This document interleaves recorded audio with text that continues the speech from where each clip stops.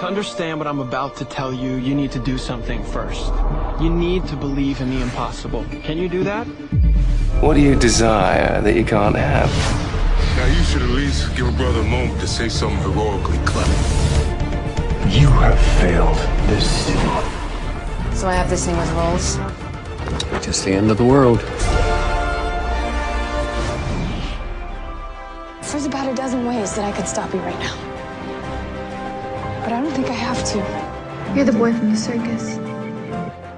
I started up a security firm.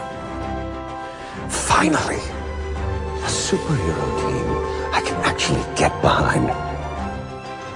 In the future, my friends may not be heroes, but if we succeed, they will be remembered as legends.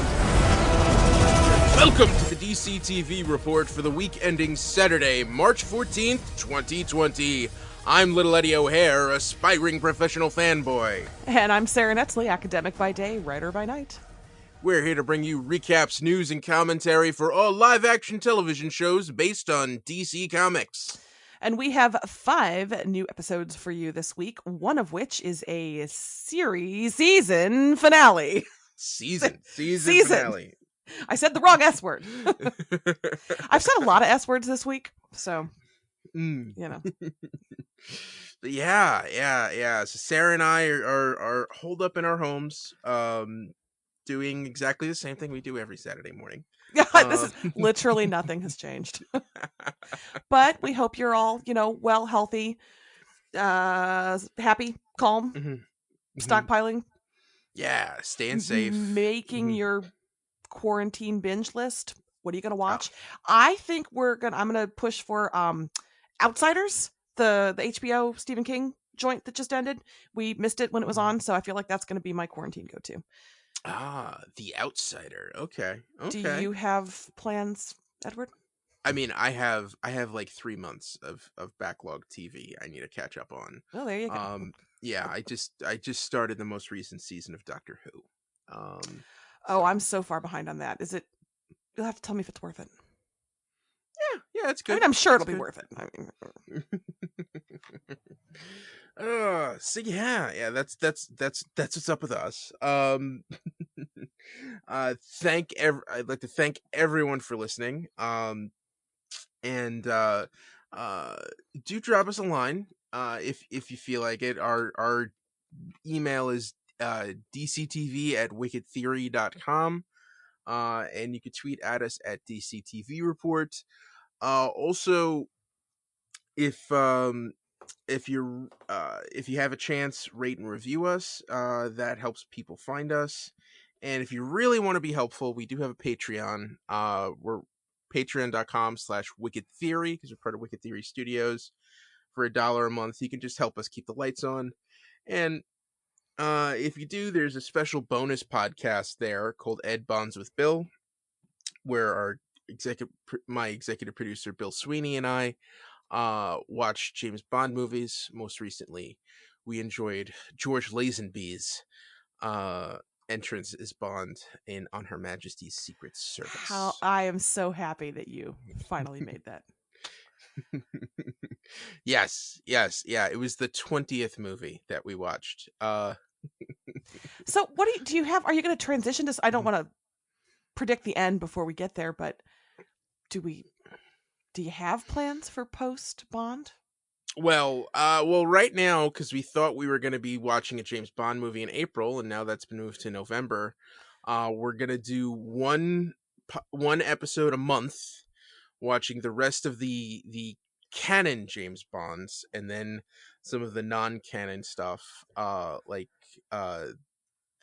Never Say Never Again, or the version of Casino Royale from the 60s, and do some fun stuff. And then after No Time to Die comes out, I don't know what we're going to do. So, we'll definitely be taking a break. But yeah, we haven't really discussed that. Do you start working through the the Jason Bourne, Angelina Jolie and Salt, like the spiritual successors to James Bond kind of things? I don't know about that. Bill and I have had some conversations. I don't even know if it's going to be something in podcast form. So I don't want to say anything too early, but Yeah, sure. but yeah, go check that out if you get a chance. And we got some DC TV to discuss. Oh, Sarah. fine. I mean, is there anything going on with you, Sarah, that you want to you want to catch in before we get into the episodes, or I feel like my mom put you up to this. What's new with you, honey? I haven't talked to you in a while. Do you have anything you want to... Are you and my mom making plans? I would never. So I will say my university has extended our break to 2 weeks as opposed to the 1 week we were supposed to get next week. And then we're teaching online through mid-April. So my whole schedule is just like, this is a weird time. It's a weird time. All right. No, let's talk about TV. That's a... Yeah. Let's do what we came here to do. All right. All right. So our first episode is Batwoman, Season 1, Episode 14, Grinning from Ear to Ear. Beauty influencers in Gotham were being attacked by a girl with a slashed up face. Sophie was all giggly after her kiss with Batwoman and did not realize the can of worms she opened. Alice figured out that Dr. Ethan Campbell was actually August Cartwright. Jacob was blackmailed by Reggie Harris's lawyer. Last minute reveal, Mouse was tied up and hooked up to a tank of fear toxin. I gotta be honest, the fear toxin got me. That was... Dang. This was fun. I liked this a lot. Good. I enjoyed it too. There's... good. I was afraid you were saying good because I hated it. No. So we got Duella Dent was the name of the bad guy this week. And we found out is Harvey Dent's niece. And the way Luke was talking, it doesn't seem like Harvey Dent has become Two-Face yet in this universe. So, things to look out for. But yeah. So I feel like this was a cool idea for a villain. And it seemed relevant. You know? Yeah. Oh, definitely. I thought the kind of the body dysmorphia, the influencer, the drive to be perfect, it is relevant and it fits with the characters. I thought there was a nice moment when when Mary says that she lost her fan base after her mom, all that dad killed, whatever. And Kate was just like, "Oh, I understand why that would be." That was a nice moment of sisters, and also it was kind of a of the moment thing, commenting on society today. It was good. I also super love that Alice reads a physical newspaper.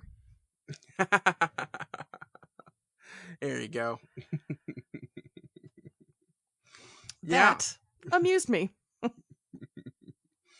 Yeah. Well, I mean, you figure it's probably hard for her to get a mobile plan. Yeah, that's true. They want information from you. I guess you could get a burner, but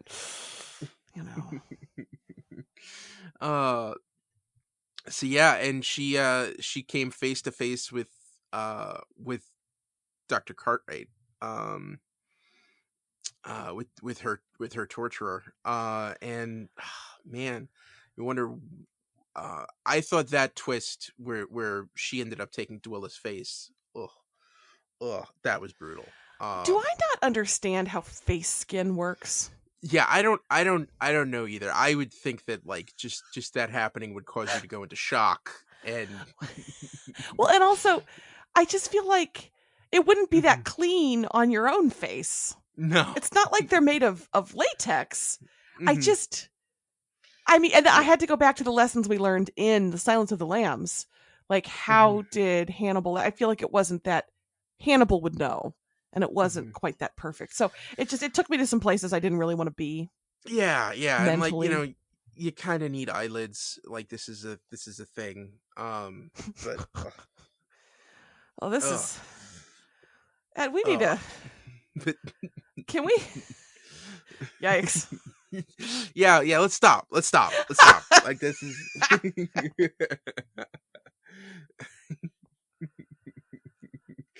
yeah, it was creepy. It was bad. I'm glad it's over now.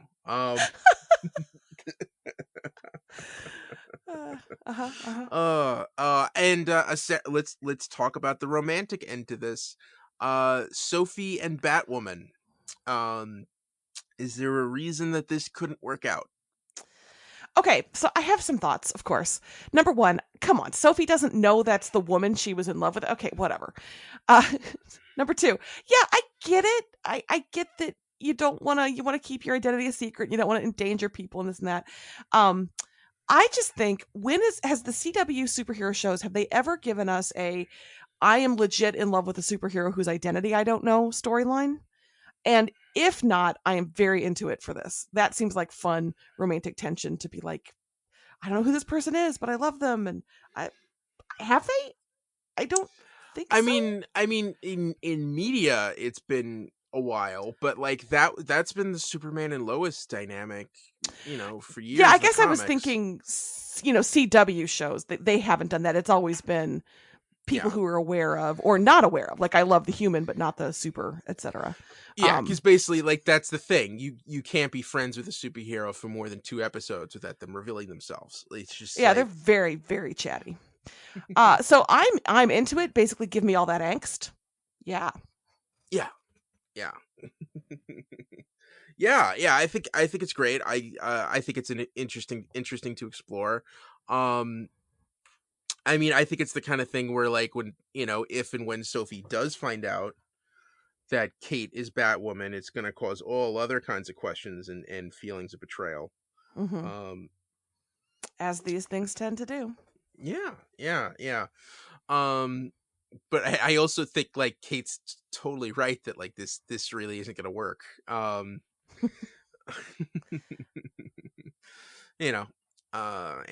Luke also was just pretty much like, this is a huge mistake. There's a reason Bruce never had that. So yeah, it's gonna be interesting to see how that develops. And, like, I'm wondering because that's the other thing with, like, Superman and Lois was the classic love triangle of Lois with Superman and Clark Kent.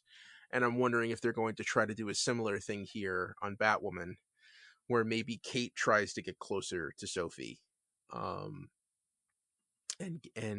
kind of see the push and pull of that relationship. Yeah. I would love that. That would be great.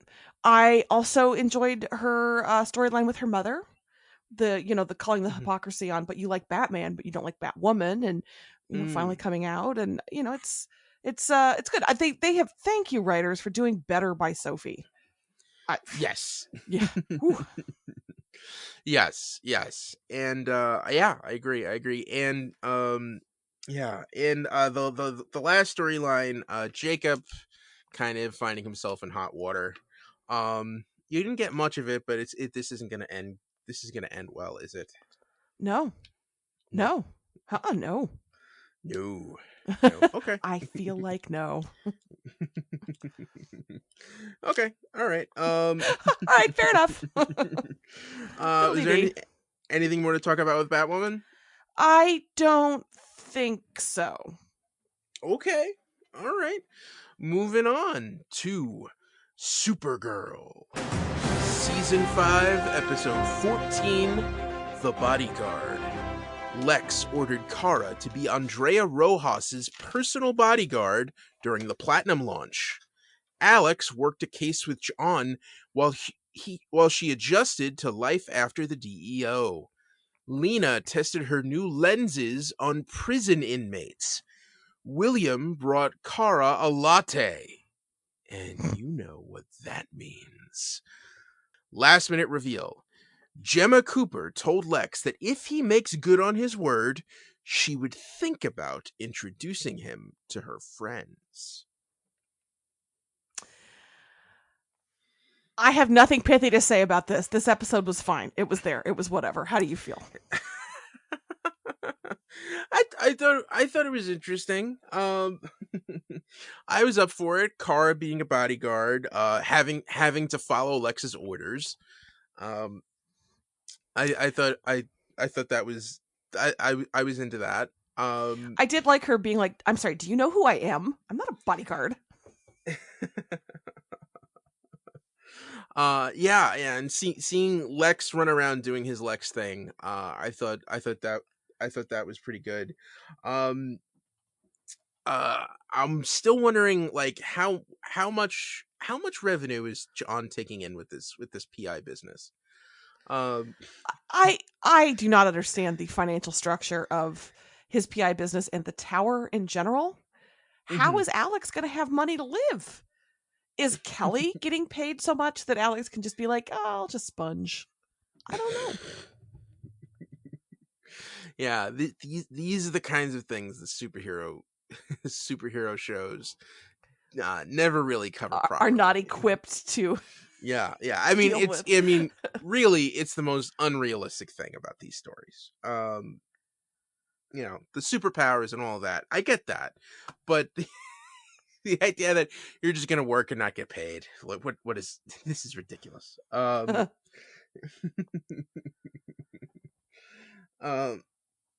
but we saw them doing some solid detective work, and I thought that was cool.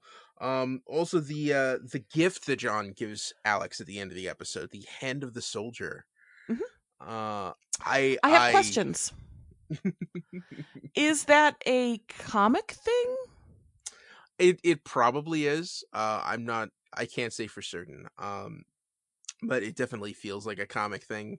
I also wonder like how big can it actually get if it thinks of any weapon that she can think of. Like An could she elephant just is a weapon. What's the biggest whale? A blue whale. A blue whale is a weapon. I mean, could she just all of a sudden turn that into a bazooka or something like that? Um, something aircraft. Uh, but so yeah, this episode, and of course, going back to our in the last episode, going back to the relationship side of this, uh is William and Kara gonna be a thing? Yeah, obviously they're going to be a thing, and it's terrible. I mean, I see what they're trying to do. I don't hate it, but I, it's just so inevitable and so obvious. And I saw a lot of chatter online that Alex kind of forced her to rethink things and go out to dinner with him. That's not the dynamic there. She said no because she was worried about the identity thing. It's not that she didn't want to.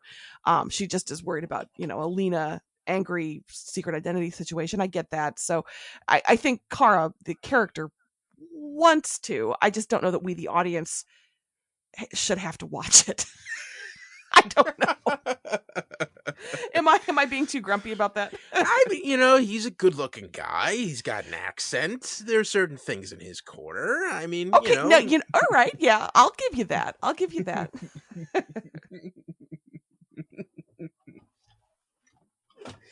Kara's allowed to be happy.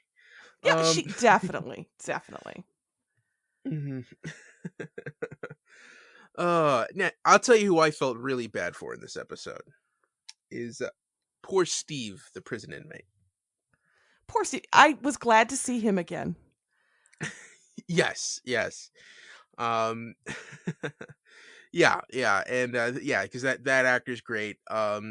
It's just like, oh man, this guy does not belong in prison, or it's just not made for prison. And Well, I mean, he did steal secrets from the DEO. Yeah. He was a yeah. secret stealer.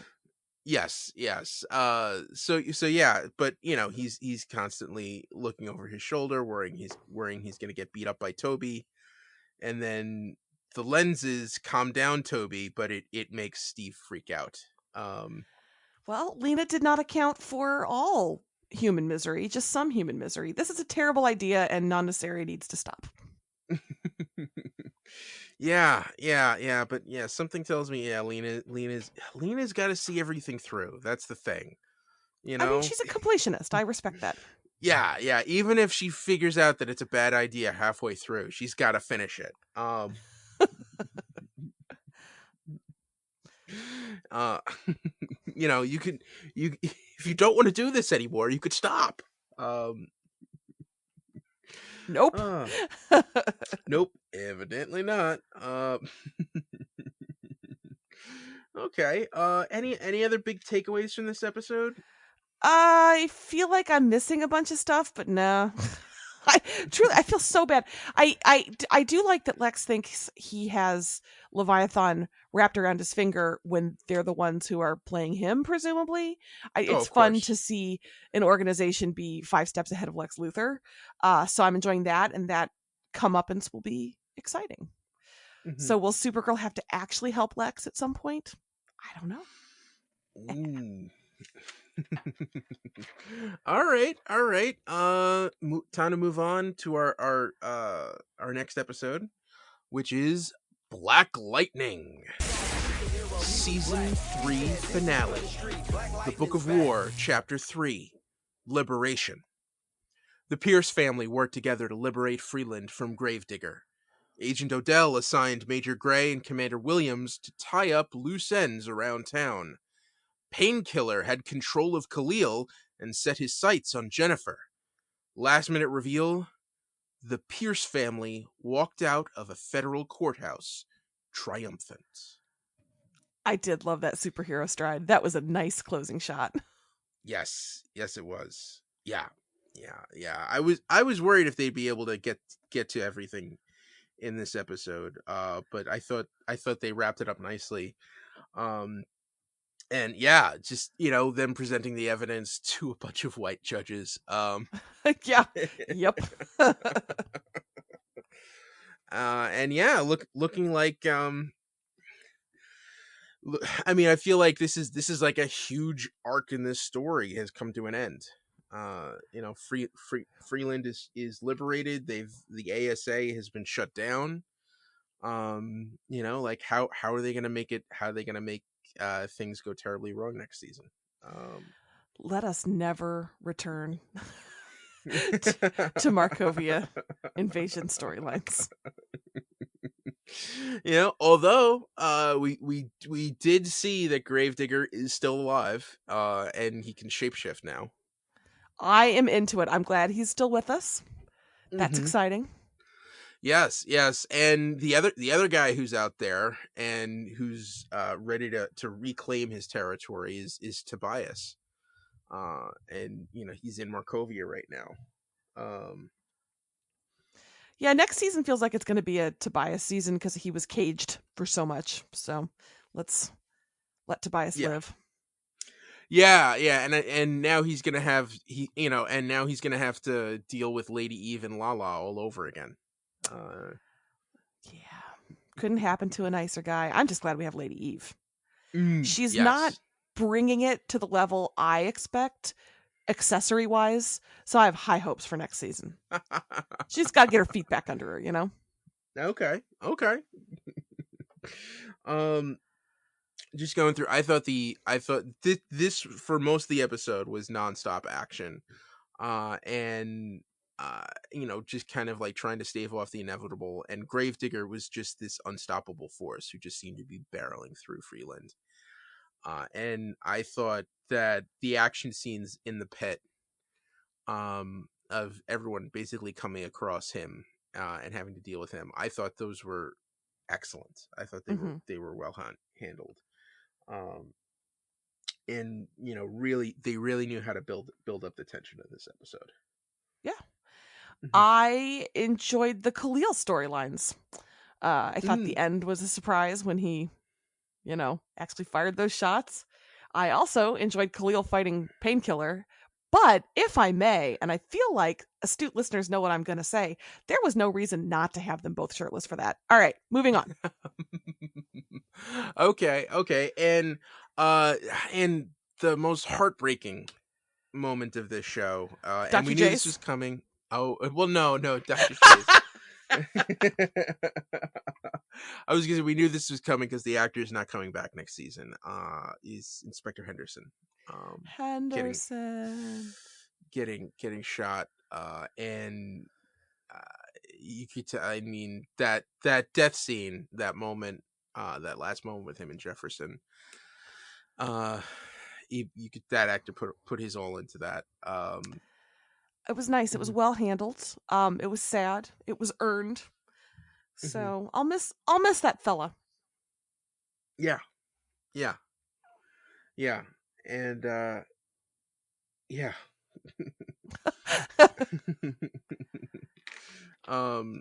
Yeah, and Agent Odell was I mean, at a certain point you're wondering like why are Major Gray and Commander Williams still with this guy? Just like, really, is this really that important? Like, it's over, we're done. But they did. I thought Gamby, we got to see him be a badass when he was defending the tailor shop. I did. At first I was like, oh no, is Gamby going to get kidnapped or something? Is that going to be what kicks off things next season? But then no. Gamby's got this. Don't you worry, everyone. Gamby's got it. Yeah. I mean, just overall, I think this was a solid finale. Like, it's funny. I feel like this could have you misspoke earlier and said this was a series finale, and I think it could almost function like that. But I am excited to see where this goes next season. And I was, the idea of Freeland being under siege, I feel like to do that for an entire season felt too long. But I do think that this ending was worth it. Yeah, you know what? I feel very similarly. I felt like this dragged a little bit. I would have liked something different at some point, but it ended strong. They brought it together well, and that, like you say, the closing scene of them testifying and leaving together, it was good. Mm-hmm. So, do we have a new school for mutants? Are we not allowed to say that?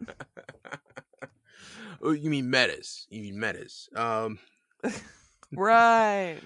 I don't know. I think it's possible. I'm hoping Jefferson gets his job back. That he's actually principal now. And and I guess, I mean, Anissa's married now. Is that gonna last?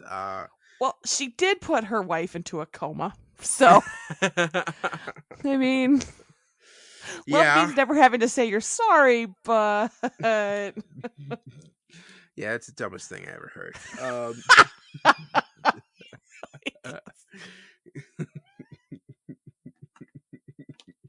See, Barbecue's with me on this. Yes, she agrees. Love means saying you're sorry for things you're not sorry for, but doing it in a way that sounds sincere. That's because love may mean never having to say you're sorry, but marriage means doing nothing but saying you're sorry constantly. It's actually in the vows. Will you apologize for things you're not really sorry for just to keep the peace? I do. Yes. You are just in a constant mode of apology. But yeah. All right. Anything else for Black Lightning, or can we think that? They mentioned Gotham City. I just wanted to point that out, that they did say we'll send it to Gotham City. So it's nice to see that. Yeah. Yes, that's right. The courthouse was in Gotham City. Yeah. So that little further integration. That's going to be the other thing. Because the Outsiders was a basically we saw them form because Grace Troy and Geoforce or Brandon are big parts of the Outsiders, and the original name of the Outsiders was Batman and the Outsiders. So Batman's not going to be in this show next season. Wait, what? But wouldn't it be fun if Bruce Wayne showed up on Black Lightning before he showed up on Batwoman? And none of the others. Yes, I would. or maybe they just hook up with Wayne Enterprises somehow. That's where they get funding. I just want them to have a building at the new school called like, the Wayne Science Lab or something like that. Yeah. All right. Ready to move on? Yeah, let's do it. All right. Next up is The Flash, season 6, episode 14, Death of the Speed Force. Turtle 2 rolled into Central City looking to use her extreme aging powers to murder her enemies. Wally came home from the Peace Corps and confronted Barry about a disturbance in the Speed Force. Cisco came home from Atlantis and was too crabby to help Nash. Last minute reveal, Camilla discovered Iris wasn't Iris and was shot by the mirror gun. So can we agree that Wally is every guy, every kid, every college student who goes abroad for a semester and comes home all, in Singapore, they...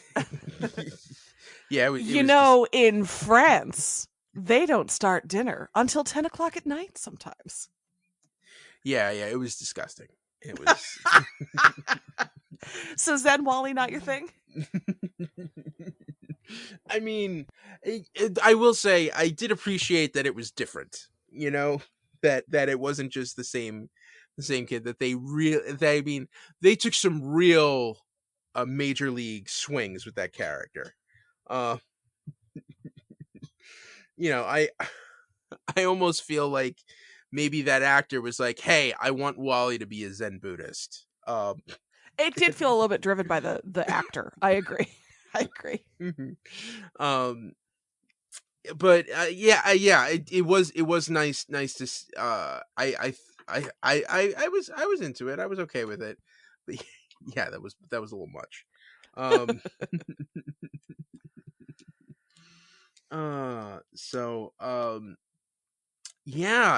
Turtle 2. I mean, I never thought we'd get to see the turtle in this show, but to get another version of the turtle, wow.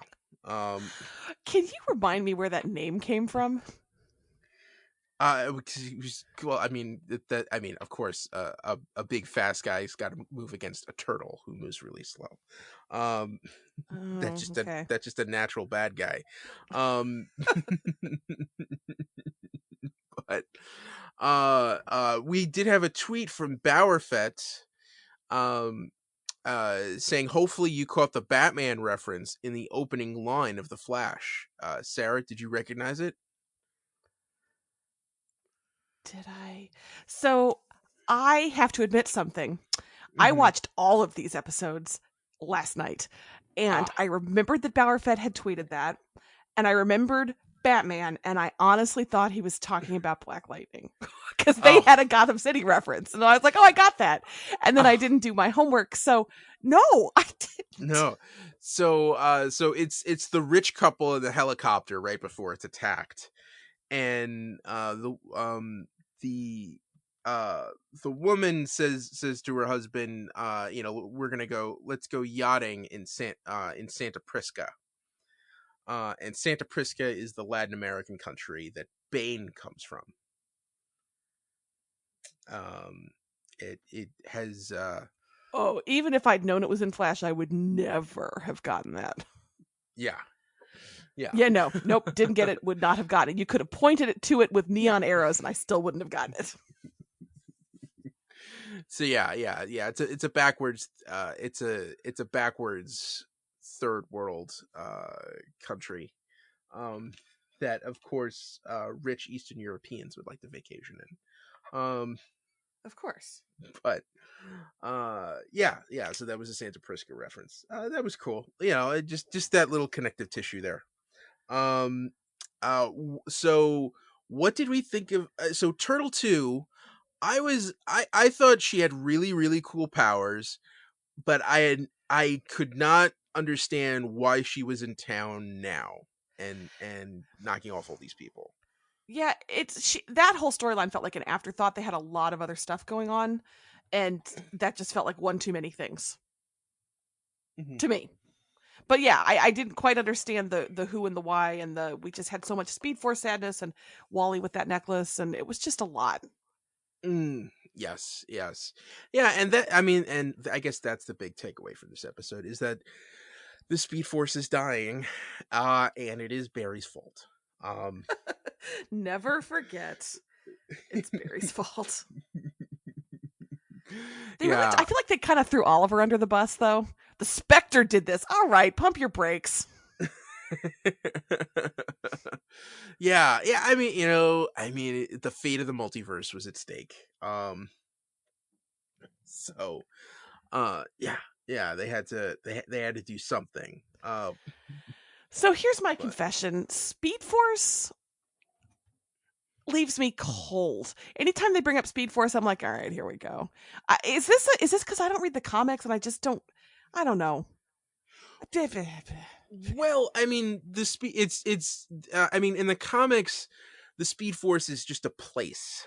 And it's where Barry draws his power from. The kind of the personifying it is something that feels fresh and new to this. That's something that the show came up with, of like that's how Barry communicates with the Speed Force, is through this vision of his mother. So that's not that different. Okay. I've just So always wondered if it's a thing that comics people enjoy more than me, because I mean, it's fine. It's fine. yeah.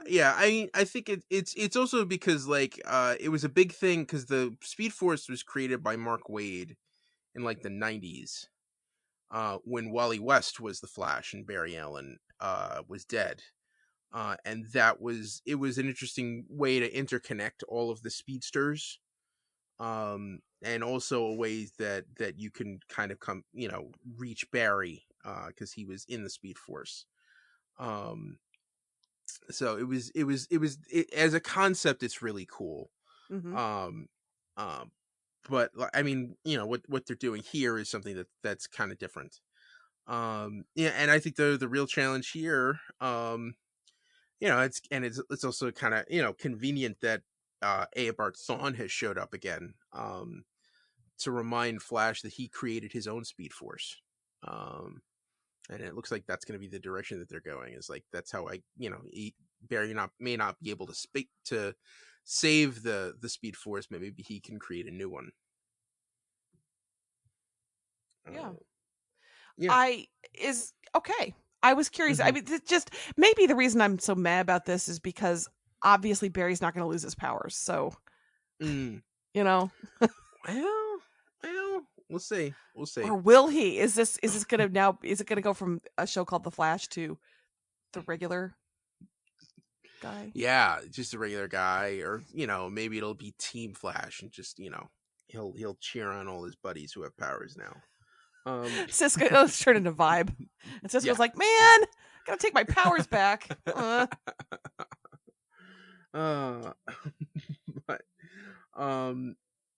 yeah, and that was the other thing with Wally when he got all upset with Barry. That's really kind of like that college kid feel that you have. And then Joe, I did love that moment where Joe just kind of set him straight. Yes. Yeah. And just pointing out that he's not really being very zen right now, huh?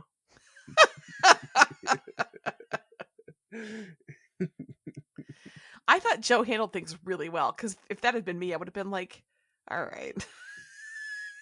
Mm-hmm. Yeah. Also, another thing. So Cisco was also came back, and I thought that was a funny moment where he thinks the party's for him, and then he realizes it's a welcome home for Wally. Poor Cisco. Yeah, he did come back crabby.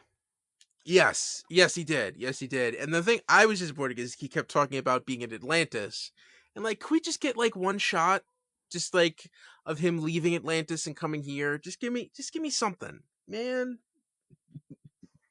This is something, because Atlantis is so hard to pull off visually. feel like Powerless used to talk about that too. If I don't know if listeners remember Powerless, that sitcom from the season before we started our show. Cruelly canceled sitcom. Cruelly canceled, yes. But Ron Funches' character was an Atlantean, and they kept talking about Atlantis, but they never showed it, because they were on a low rate sitcom budget. But if they're gonna talk about Atlantis on the CW, I hope we get to see it sometime. Just saying.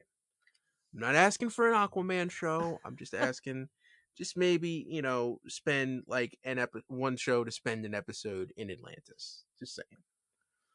I mean, they could afford that. Yeah, they could do that. Yeah. What did you think when Cisco realized that Nash wasn't Nash? I enjoyed all of that. I also liked Cisco being kind of smug about, oh, you can't murder me with your hand. Suck it.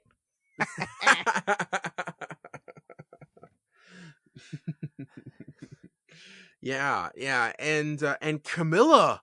Oh man. Yeah, no.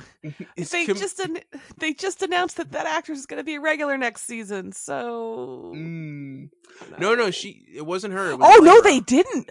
That was Allegra. You're right. Oh, Camilla. Huh.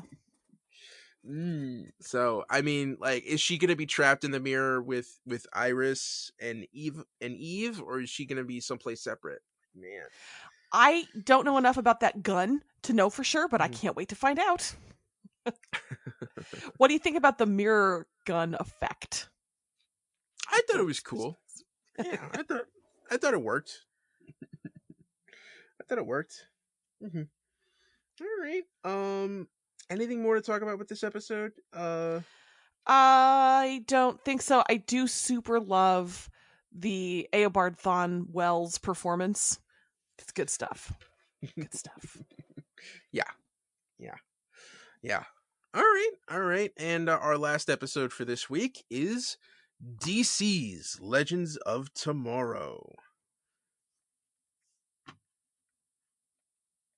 Sorry, my mouse. I was scared that you wanted me to do something there. Yeah, it was good.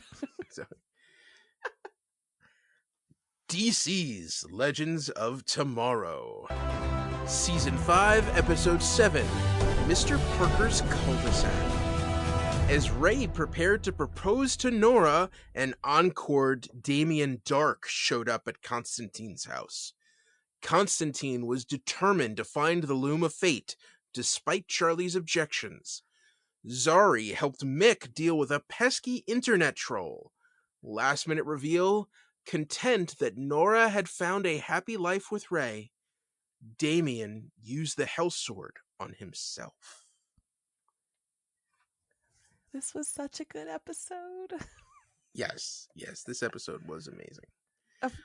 Of course I love this episode because romance Brandon Routh. Romance. Constantine putting a parka over his trench coat.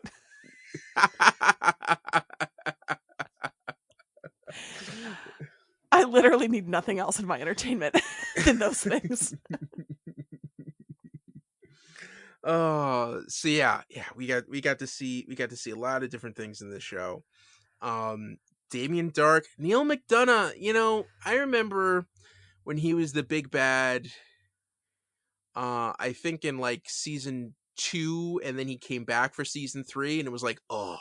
But like now that it's been a year and a half since we've seen him, and he shows up, and I'm like, oh my god, it's Neil McDonough. I love that guy. So yeah, this was a great use of Damien Dark. I have moved past the point where I groan when he's on the screen, because remember, for a while, I remember, Ed, you and I were both just like, oh, Damien Dark. Yeah, but it was like all of season 3 when he was it was like he wouldn't show up until the middle of the episode. It was like, it was really great. It was like, oh, come on.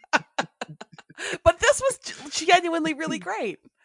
Yeah, and I thought you could tell that Neil McDonough was having a lot of fun in this episode. making this, and he got some really great moments. His heart to heart with with Ray during the wedding, and then that final conversation that he has with Sara was just like, oh, just real knife in the heart. And it turned out it was a sword in his heart. Yeah. Mhm. Yeah, that I truly thought they were going to take him off to I have to go backpack through the mountains for a year and he might turn up again later, but no. No. Mhm. He just wanted to make sure Nora Doll was okay. It was really nice. Yeah, yeah,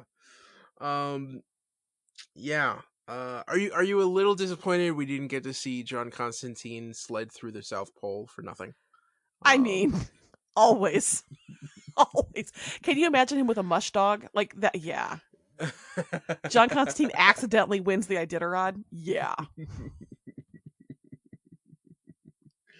Oh, yeah. Charlie tried. But he's not going to give up. He's not going to give up. But he and Sarah made a deal. He and Charlie made a deal. So now they're going to go after it to try to destroy it. Uh so that's cool, and they made that deal as puppets.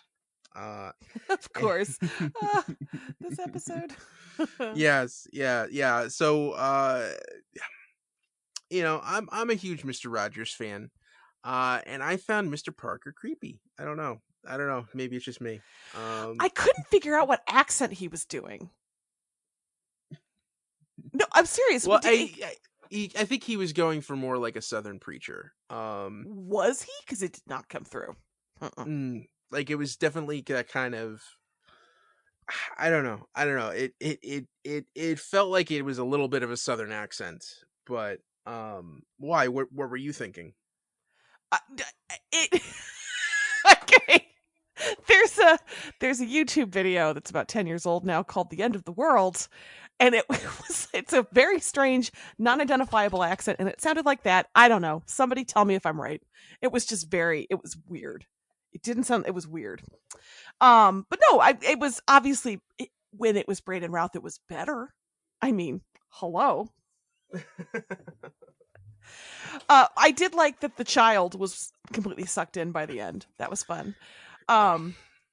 Okay, so I feel like as with always with this show, individual lines are also magical. Gary's, did I just fritz out of existence? Gary was great this week. Nate didn't have much to do, but he did, I'm 90% sure, and my 80s and 90s babies out there, please confirm this for me, channel Vince Vaughn in Swingers. Our boy's all grown up. I think he was being Vince Vaughn there. I'm pretty sure. The first thing I've ever done, the first thing that Ray's ever done that I didn't like is putting that stupid ring in the pudding. Don't put rings in food, Ray. I think, Dad, I'm not a child. You can't just kill my friends anymore. It was so good. This whole episode I could just quote this whole episode. Yeah, the pudding. Just don't. It's gross. Like, are you gonna lick the pudding off and then put the ring? Don't. Ugh. What if she swallows it? What then? Yeah, and thank God Gary didn't put the poison in the one with the ring. I mean, right? Yeah. That would have been awkward. But what a fun episode for Nora. She doesn't always get to be the focus of these episodes, but I thought this was just such a great showcase for Courtney Ford. I am so sad that the time for those two characters is coming to an end on this show. But this was a delightful way to, I guess, ramp up to that. It's bittersweet knowing what's coming. Mm-hmm. Yeah.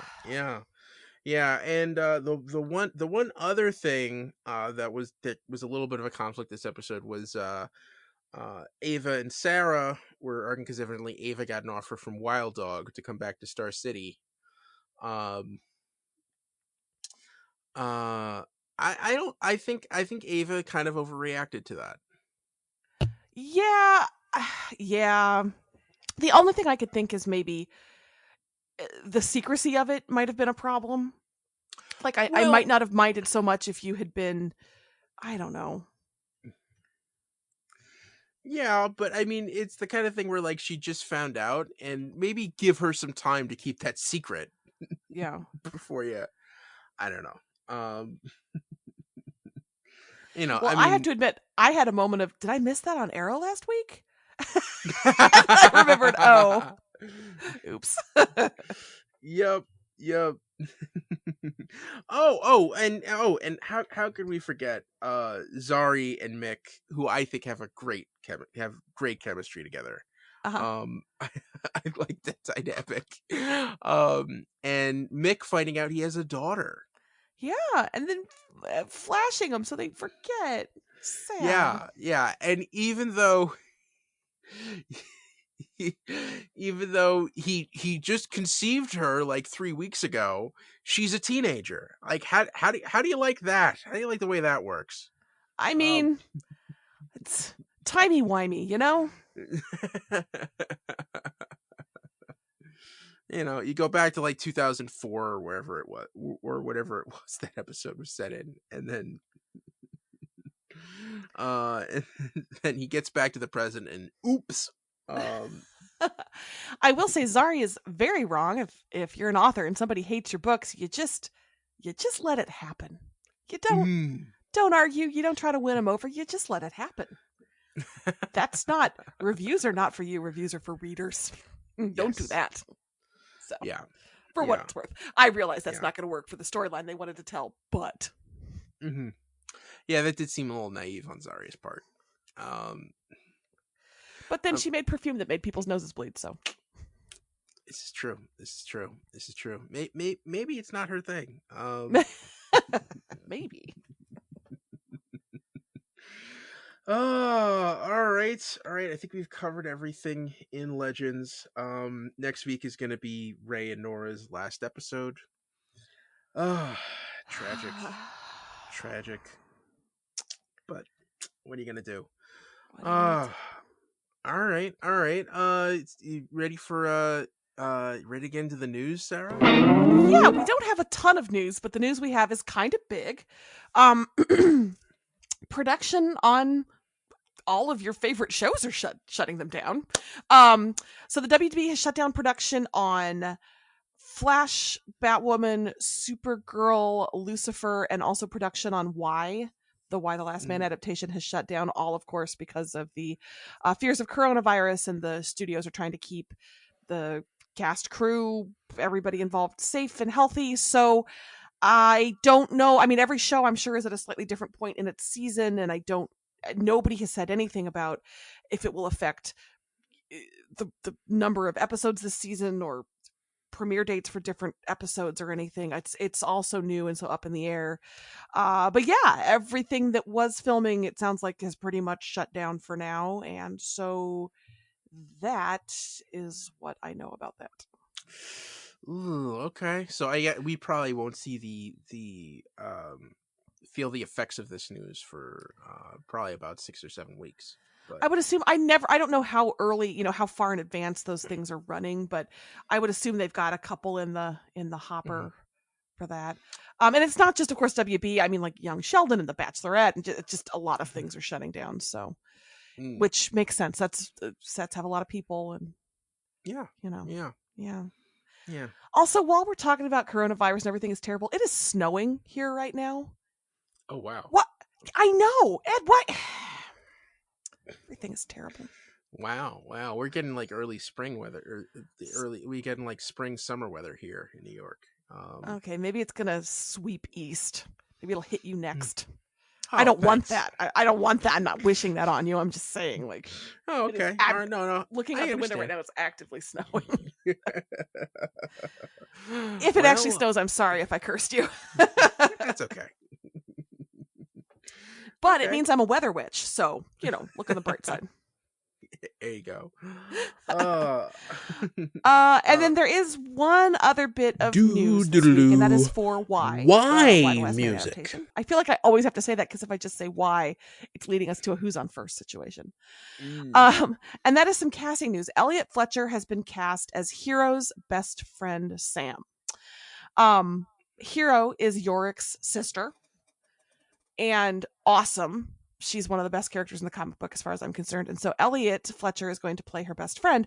I will admit, the first article I read, I kept reading it thinking, is it going to be in flashbacks?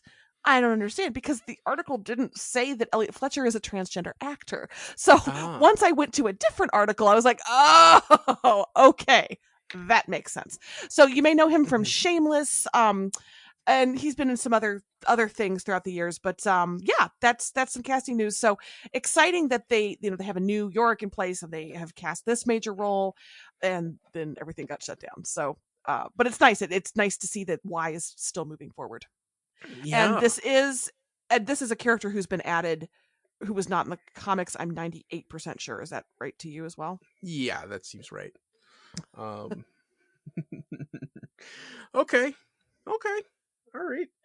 All right. So that's all the news. And I think now it's time to pick our winners for the week. I can go first. Okay. If that's, I mean, I don't yeah, have to, but I mean, obviously it's Ray and Nora, and I feel like they're gonna be my winners next week. But they just they're happy. They're just so happy, especially Nora Dark. I don't know. She's my winner. Yeah. And my winner is Damien Dark. The Darks are the winners. Yes. Yeah. I thought, as I said, I thought Neil McDonough got to strut his stuff, and had a bunch of really cool sentimental moments, and just watching him hold court, for that like 10 seconds where Constantine pretended to be Nora's boyfriend, and seeing Damien be like so impressed with him and like happy that like, oh, we might have another sorcerer in the family. I thought all that was really fun. And yeah, if that's the last we see of him, I thought he went out on a real high note. So Neil McDonough. That's an excellent choice. Yes. All right, Sarah, we did a show. We did a show. So yeah, that's the DC TV report for this week. You can find us on Twitter. I'm at Little Eddie O'Hare. I'm at Sarah Netzley, SaraNetzley. And follow the show on Twitter at DCTV Report. Send along your emails to dctv@wickedtheory.com. Also, be sure to subscribe to our show on your podcast app of choice and rate and review us. That helps more people find us. Check out our sister show, the Wicked Theory Studios, the Wicked Theory Podcast. This has been a Wicked Theory Studios production. Executive producer, Bill Sweeney. Visit us at wickedtheory.com. Shazam, everybody. Shazam. Shazam.